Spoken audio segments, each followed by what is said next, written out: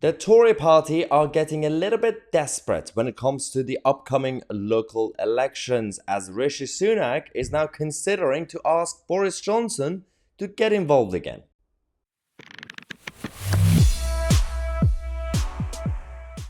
What was the point of creating this alienating mentality? And then when Rishi became leader and prime minister, literally 10 minutes beforehand, he said this is going to be a unity party. This is a unity project. Everyone's going to be best friends. Then the reshuffle happened and all the Boris loyalists and Liz Truss loyalists got out. They got rid of them. And Jeremy Hunt basically is now number two. And you have inside the Conservative Party, there's massive division. They've got a new organization, the Conservative Democratic Organization, who are they're rebels. They want to basically change the constitution of the party. They want to bring back Boris or Liz Truss or whatever, someone sound. Or I love how Boris Johnson is considered sound these days. Anyway, now Rishi Sunak is in a bit of a dilemma situation because people around him are saying, well, they might actually get Boris because he's still apparently popular amongst the Conservative base. They might get him to be more active in the local election. Now, Boris loves the attention anyway, but not really sure if it's going to be working out. Having Boris and Rishi walking around the streets together, people will have some questions, at least about what's happening there. Now, I know the Tory party as a machine are very good when it comes to the elections. They put aside all the differences and they unite behind each other, all that nonsense. But do you really want me to believe that the relationship between Rishi Sunak and Boris Johnson is now absolutely fine and is going to pick up the phone, potentially, hasn't done it yet, and say, Boris, could you help? Now I need your help. Oh yeah, now. Yeah, Boris Johnson, who obviously considered his government at the time as the people's government, and he won the 2019 general election, and he had the backing of the public and the Conservative base, and got a massive majority. Then half an hour later, he wasted that majority, didn't do anything with it, and his excuse was lockdowns and the Ukraine situation and everything else. Sure, Boris, sure.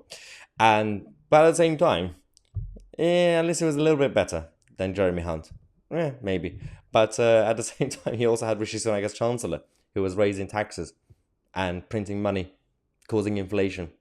So that was brilliant, wasn't it? Seems to be, it doesn't really matter which one is in power. They're all doing a similar thing at the end of the day.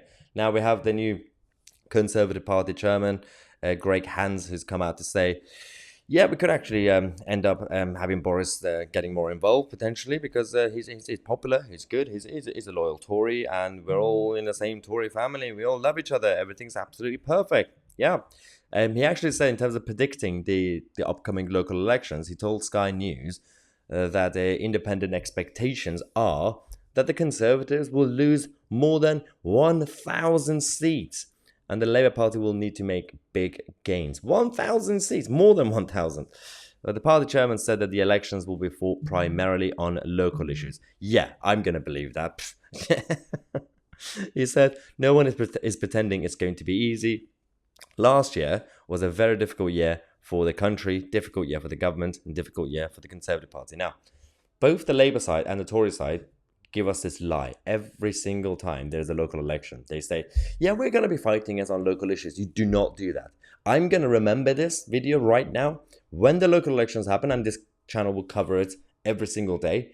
Both Tories and Labour, but especially the Tories, because they just make this massive claim.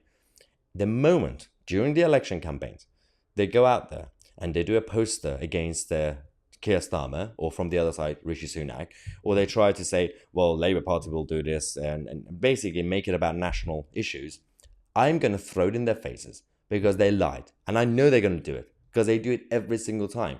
Local elections are not fought on local issues, and that is the problem in this country. It's a sad state of affairs. The people who become candidates, local candidates, and become councillors, they're only doing it because they want to get on the ladder to become MPs or to join the national narrative. That is the issue. We do not have local people doing local issues.